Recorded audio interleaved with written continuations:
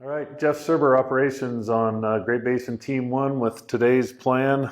Starting where I usually start over here on I-70 in the corridor at No Name Creek. As you can see, our containment line has not changed there. I don't foresee this changing for quite some time because we can't get boots on the ground in through here from No Name where the hose lay ended and where the crews had worked to contain this piece of line. We can't really get up into here and get across this piece of line up to the edge of Grizzly Creek right now safely with our personnel. So until that fire moves out, if it does move out to the north and gets into more moderate terrain in places where we don't have to drop steeply off into unburned fuel and risk firefighters' health and safety down in this area, we will likely leave this all as uncontained line back up here to the top of the Grizzly Creek drainage on the east side. On the west side, I'd expect today we're going to have more of this area between what has been contained over to Coffee Pot Spike and Grizzly Creek. More of that will be shown as contained today. You can see there's dozer line around that. There's dozer line here. And there's actually, for some reason, we lost it on today's map, it looks like, but there is dozer line that was shown in here on yesterday's map that has somehow fallen off today's map. But there is dozer line there, and we'll be increasing the containment on that piece of the perimeter. Moving to Coffee Pot, I've talked about it several times. This is all felt to be cold enough to call contained. I described what containment meant. Over here on Division X-ray, again, this is the Bear Ranch. Bear Ranch also has improvements in Spruce Creek. We have Ike Creek here, Spruce Creek here. Between this dozer line that you can see on the map right here from approximately H70 back over to Spruce Ridge, we have a green pocket in here of about 500 acres. Some of that burned out yesterday. We did not initiate a burnout. I misspoke last night at the community meeting. I did say that we started ignition of this. We had planned to start ignition, but the fire started to fill in on its own. So the smoke that was coming off of that yesterday was not smoke from fire that we created. It was the natural fire continuing to try to clean itself up. What happens is it's hung up in aspen trees, and it will stay in those for, let's say, 2-3 days, and it works its way through the trees in the understory, and it'll pop back up and catch oak brush, and then you'll see the flames again. Well, in order to speed up that process and not have to sit here and babysit it for days and days and days and wait for it to work its way down slope and maybe for a wind event to come back that blows embers across our line, we'll light this green area back to our dozer line and be able to secure this whole area and eventually turn this dozer line here will be the perimeter, and that will end up black. And that's what our proposed plan is for today. We have a plan to both light it from the ground using different methods like drip torches and that kind of thing. And we have a plan in place to possibly use the PSD machine. So today we will, over here on our Division X-ray, as you recall, we've burned out around the Bear Ranch itself, and then there are other improvements in Spruce Creek are what we are concerned with now, these improvements that are shown near H70 on our map.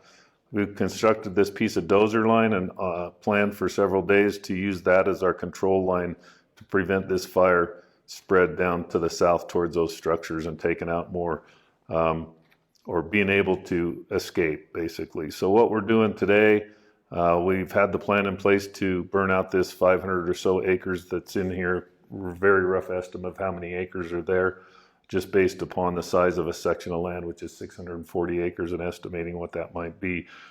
What we're going to do is, in order to hold down the intensity of the fire, if we light it from the bottom, the fire gets very intense as it goes up slope, and it can create that swirling effect that can carry embers back across the line and cause us problems below the line with spot fires. So what we do in a lot of cases is we'll do this with ground firing too. If it's a small area, we'll walk people up and light strips that are closer to the fire edge and then draw that fire back to our line in order to keep the intensity of the fire lower.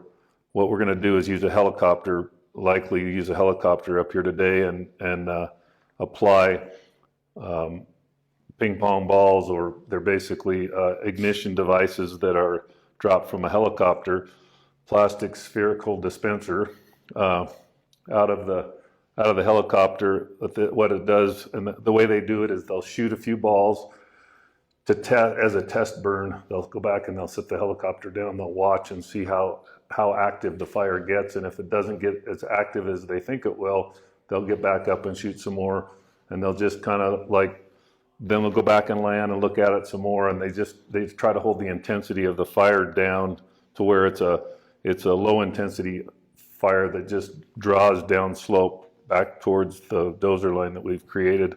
And then that last little strip of fuel between the dozer line and where the helicopter has ignited the vegetation will be carried out through ground means, like either rounds fired through a pistol that go maybe 50 yards out into the green, or they'll light it with drip torches right there from the ground, and then all that fire will hopefully stay much less intense and less prone to spotting.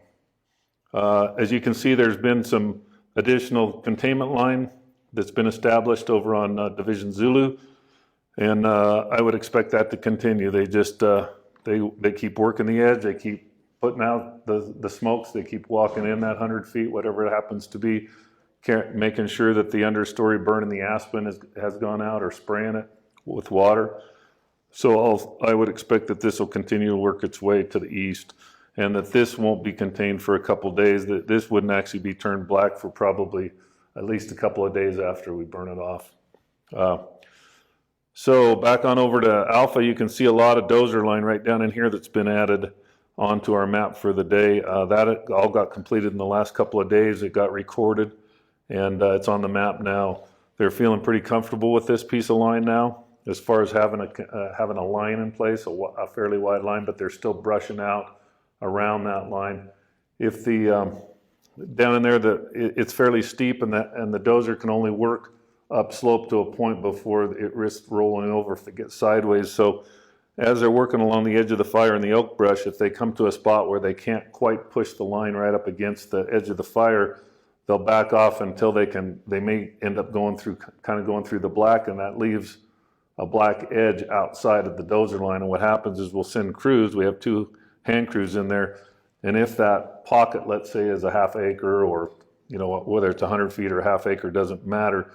What the crew does is they use chainsaws and their horsepower, their ability to, with their tools, chainsaws and all that, to cut a hand line that pretty much hooks that black edge that the dozer had to bypass, and they hook it back into the dozer line. So that creates a mechanical, just use a different mechanical means and a little bit smaller line, but they contain that black edge so that there's no black edge outside of a containment line. That's what's happening down in here in Alpha today. And once they feel that they've contained that black edge, and then they walk around and use their hands, bare hands, sometimes back of your hand, to feel for heat. Once they feel that heat is all gone far enough inside this edge, then this would be turned black on the map. And we continue to have structure protection folks and initial attack folks that are lined out along the I-70 corridor, and they're available to respond to initial attack within the area that we've been provided by the local agencies. And we do have a little plan to hike into Hanging Lake today with probably 5 folks. We had a infrared flight that found the heat in the bottom and around the lake.